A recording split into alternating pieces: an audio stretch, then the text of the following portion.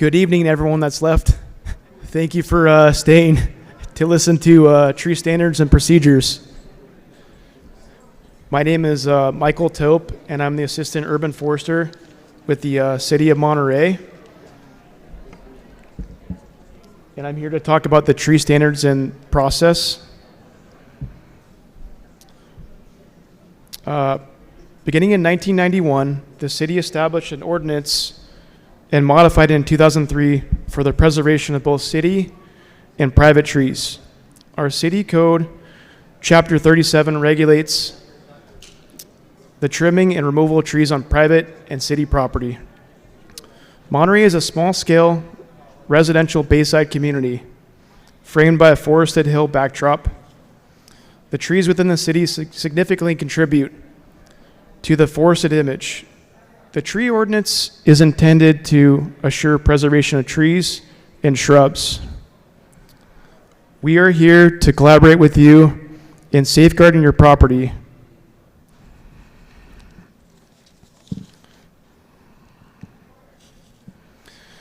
For the application process, the way it typically goes in the city is any tree 6 inches and larger at diameter breast height, or DBH we call, requires a permit for removal on the application provided by the city. The permit processing fee is typically $158.50, and there's no fee for dead or dying trees. So if you're applying for a tree removal application, any dead or deemed dying tree would not require a fee. The application shall include the number of trees, the tree species, the size of the tree, and the location of trees or trees that you're looking to potentially remove. And on the application, you want to put the reason for removal and photos. If the city forester determines that the tree is healthy overall, the tree removal permit might get denied, but we are more than happy to work with you to explore other options, to find a solution, such as possibly canopy pruning or weight reduction or canopy reduction. Just reach out to the city, and we're willing to make it a smooth process.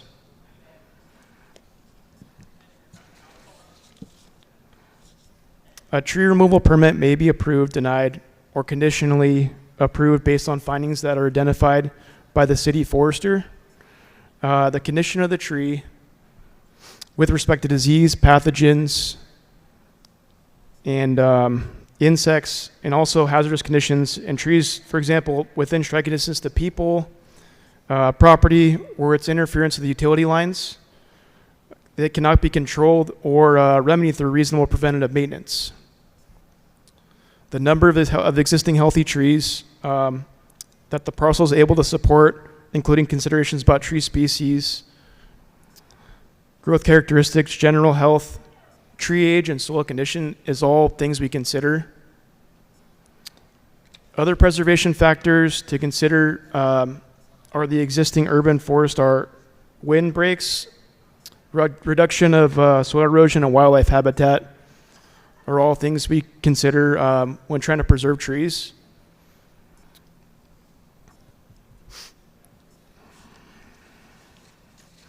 This is an example of the tree removal application.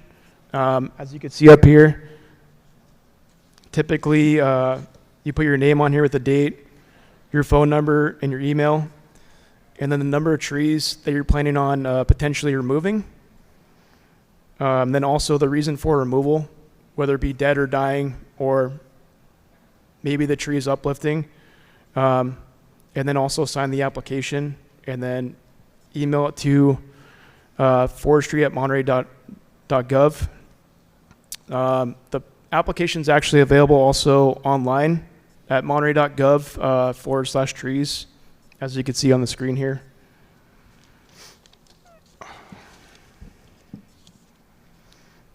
And for the permit procedure, like I said, you could download the application form and then typically fill it out and sign it and return it by either emailing our department at forestry@monterey.gov or mailing it to our office.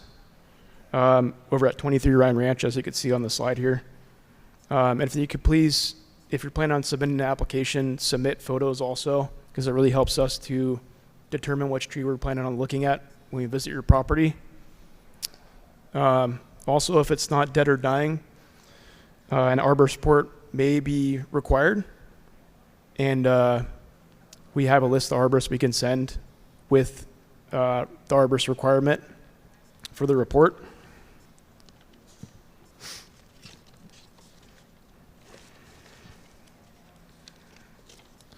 For tree pruning, reasonable tree pruning is permitted with annual growth to better protect both city and private trees from damage. The ordinance better defines excessive pruning and prohibits such pruning.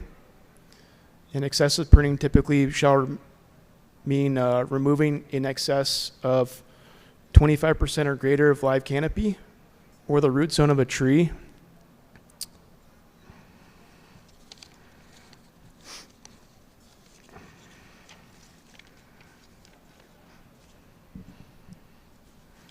And here's an example of what we kind of see as excessive pruning in the city. And obviously, as you can see, most of the canopy on the tree is gone. And most of the canopy.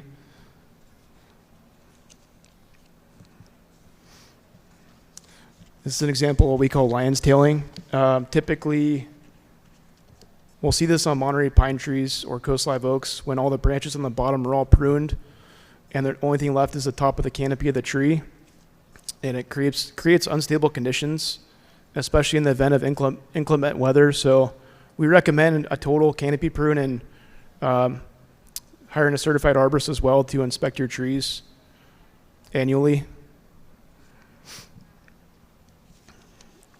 And then also I have a picture here of tree topping, which is pretty common in the city, and it's not permitted as well. As you can see, it's kind of, especially for Monterey pines or other types of trees in the city, it's not ideal. And pruning permits are available upon request by just emailing us at forestry@monterey.gov. And of course, if you have any questions, email us as well.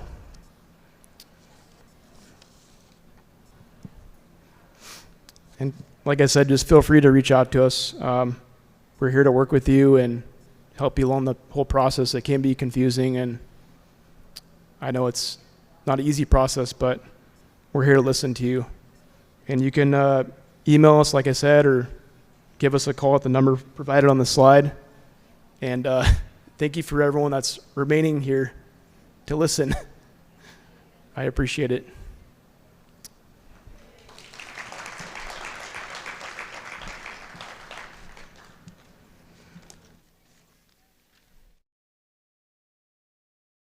Thank you, Mike. It's not easy to stand in front of you. So, Mike, thank you so much. Great job. Let me talk to you briefly about the tree ordinance a little bit, and also about the role of our arborists. First and foremost, you saw that the original tree ordinance was started in '93, and then I think in 2002 or 2003 we updated it. What you need to understand is that the job of arborists are preservation of trees. That's their mission statement. Their mission statement is to ensure that there is a natural canopy of trees that we all come to enjoy and live by and produce oxygen for us. And tree arborists looks at every tree as a living being. That's part of their profession. They respect trees. They talk to trees like we talk to each other, and that's not a joke. So, this is not a joke. They appreciate trees on a different level than we do. So when you talk about this tree needs to be removed and the tree is absolutely healthy, it doesn't impose a fire danger to your area, you will have on the side of an arborist somebody who always looks first and foremost at preservation of trees. Now, we understand that we have to change the way we look at trees that are in high fire zones and that potentially can threaten our buildings. But what we will do is, and what you will see is, that if we move into adjusting the tree ordinance, you will find also other neighbors who will start discussing whether this is really necessary. So when we are going forward and adjusting the tree ordinance, and that will be a public process, I encourage you to participate and make your voices heard. No matter on which side you stand, let us, the staff, let the council know what you want to see in the future tree ordinance. We learned from Jen Valdez that if you have trees that produce sap and other things, it's not good to have it in your area. But what do we have here on Skyline and on the hills, Huckleberry Hill Preserve? We have the greatest and the only habitat, contiguous habitat of Monterey pines. That tree goes up like tinder. So the question the community has to figure out, are we respectful of that habitat? Are we respectful of what is living there? Because I tell you, some of the friends of those habitats will tell you about the owls and the other folks that are living there. So this conversation that is ahead of us about wildfire safety, reducing trees or changing trees, etc., has to be one of compromise and still preservation.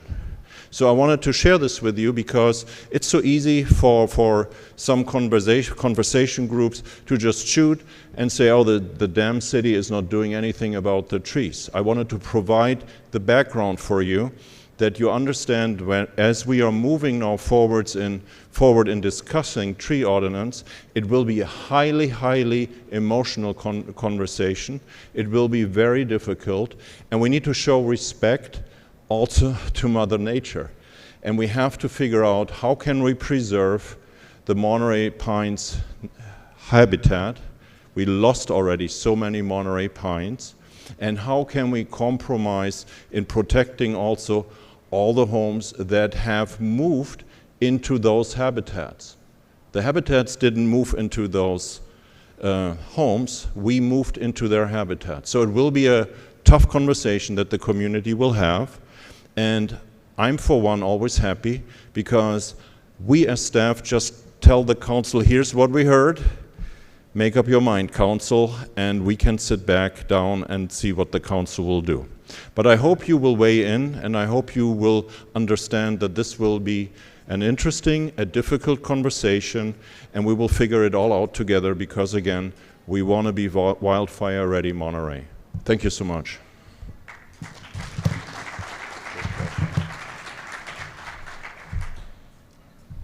And if you have questions, here are Dominic Capito and Mike Tope, and they can answer all the questions.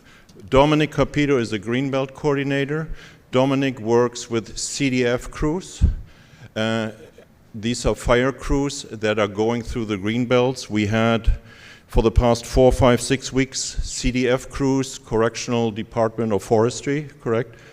In our Greenbelts clearing up, and we will continue using those crews, and we have been doing this as long as I'm working for the city of Monterey, and that's a long, long time ago. Germany won twice the Soccer World Cup since then. So here we go. Seek them out.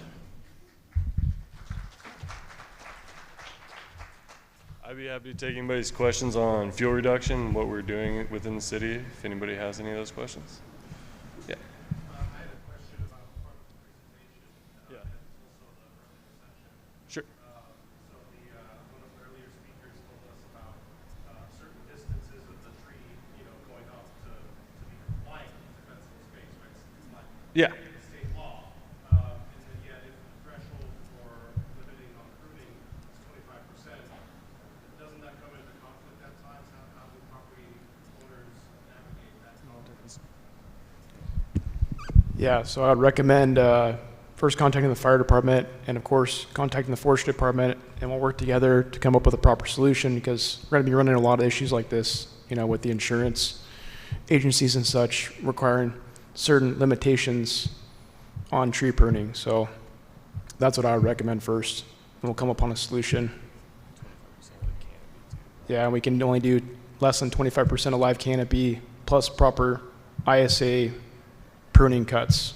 So it's going to get complicated, obviously, and we'll figure it out. Yep. Yep.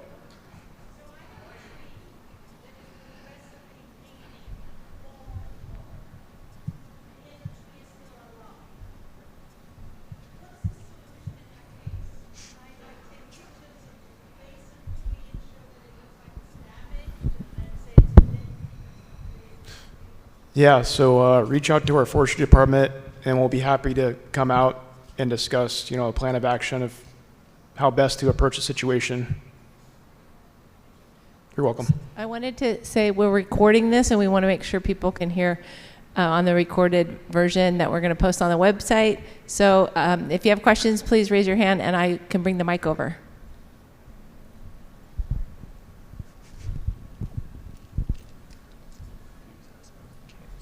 Hi.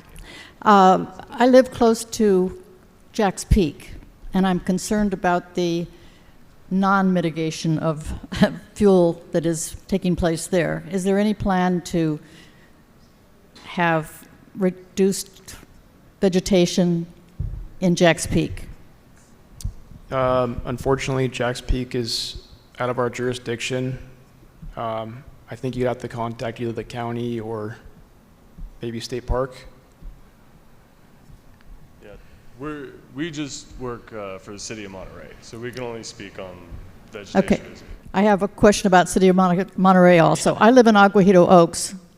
I have to replace my 2 trees that are diseased that I already have a permit to get down with Monterey pine. It's Monterey oaks, Aguajito oaks.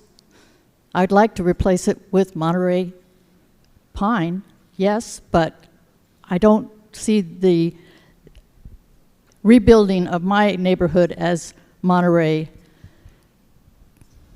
pine. Yeah, I see it as Monterey oaks, Aguajito oaks. Understandable. We've been trying to work with the community, typically for one-to-one replant if we can. Just like Hans said, we have such a limited amount of forest really for habitat, and we're trying our best to have a continuity of canopy cover in the forest and in the urban areas if possible. But I'd say if you want, reach out to us on the email, and we'll discuss after this if you like. And we can come up with a solution. Who's next? Who's next? Yeah, any questions that don't get answered and you want more information, please reach out to us.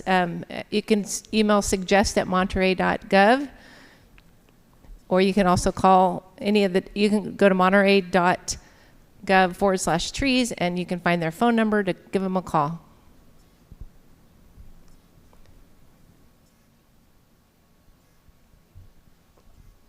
Mike and maybe Jen, I just saw Jen. When we start the discussions on revising the tree ordinance, Bill was just suggesting to me that we have some insurance people there, because we're hearing different criteria from the insurers than from the arborists. So does that make any sense in your opinion? Well, typically when we have an insurance cancellation, we have the homeowner send us an email with the letter, and we determine exactly what they're asking, and then we work with the homeowner and sometimes try to contact the insurance agency also to coordinate with the homeowner and with our municipal code. But yeah, of course, there's going to be that's going to be an issue coming up, obviously. Right, so if you have your favorite people that in the insurance world, maybe we should be layering them in with, I presume maybe you guys are going to be writing the first draft and then presenting it, and we'll all react and we'll contribute. But that might be really important to certainly layer that in. Definitely. Thanks. Yeah. Thank you for that question, Councilmember Rash. We also have Jeremy from the State Farm out at a vendor table, and which we got from Gene. So thank you for that contact. And he's been really good. His office is right on Franklin, so that would be another thing just to connect and ask him the same question maybe too. But definitely we want to. I think one thing tonight is that we're really trying to work together, all of the agencies, and including insurance.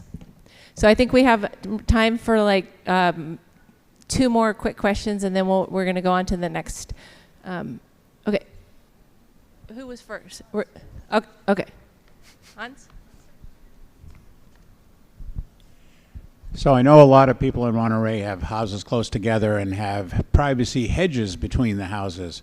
What do you recommend obviously hedges are probably not desirable.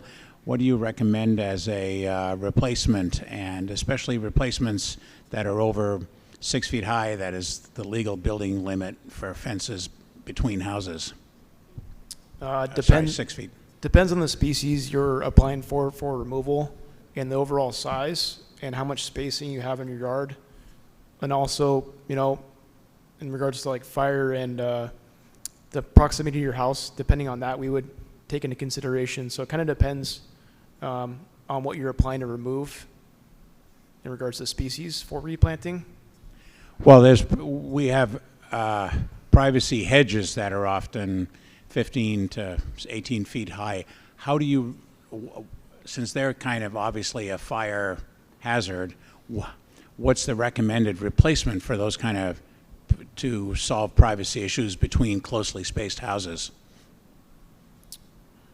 Depending on what you already have, there's some species that are going to get too large and they'll potentially be a fire hazard as well. So I would really have to kind of see the spacing you have with your house to determine exactly what would be a proper replacement tree.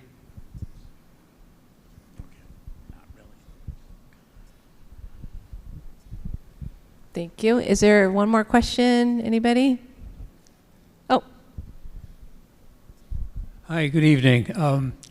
I live up at the end of Shady Lane, and there's some easements up there, as you may be aware. One that goes up to Dry Creek, and then there's another one that goes back to the forest in there. And there, in that easement and on our property, there are a number of younger trees. They're not very big, but they're leaning. Their crowns are going into other crowns, and the trees are not climbable. And so I don't know how you would get them trimmed up and away from each other. So I'm looking for ideas. So a lot of times when we do fuel reduction with the CDF crews, though we target some of those younger trees that are growing up into the canopies of healthier trees, and we remove them because those trees have no future. We try to keep and space them out, leave at least 10-foot barrier, 15-foot barrier, because those trees are going to become top heavy. They're not going to grow up to be healthy trees. It's going to restrict the growth of the healthier tree it's growing into. So a lot of times when we do fuel reduction, that's one of the targets that we look to remove. Well, that's great. That's good to hear, because there's a number of them, and they've always concerned me, and we haven't had any plan of action before, and I can't get anybody up them. So yeah, and the Monterey pines, they pop up so fast too, and especially when they're crowded, we really have to try to limit the crowding of those trees, 'cause then you get these dense, thick forests of tall, skinny Monterey pines that are unhealthy.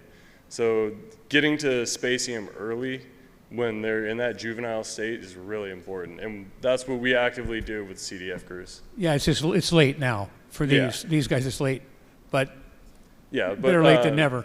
Yeah, we'll remove them. We always leave the healthiest tree and take the ones with the least likely. So will you come up to take a look at them, or? Yeah, email us, send us some pictures, show us where they're in the greenbelt, and we'll come out and inspect them. Like I said, or like Han said, we're getting CDF crews a lot more than we have in the last couple of years. COVID thinned out their camps where they were down to 2 crews, and we're splitting those between the county of multiple organizations all the way from King City to Carmel, Hollister.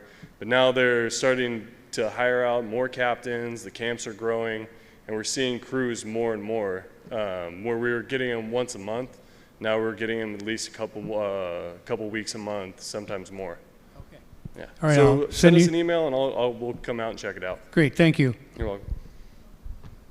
Okay, this is a really important and popular topic, and I know this will just be part of the discussion. We can keep it going. So thank you all for being here, and I want to thank Mike and Dominic for being here and giving us the presentation.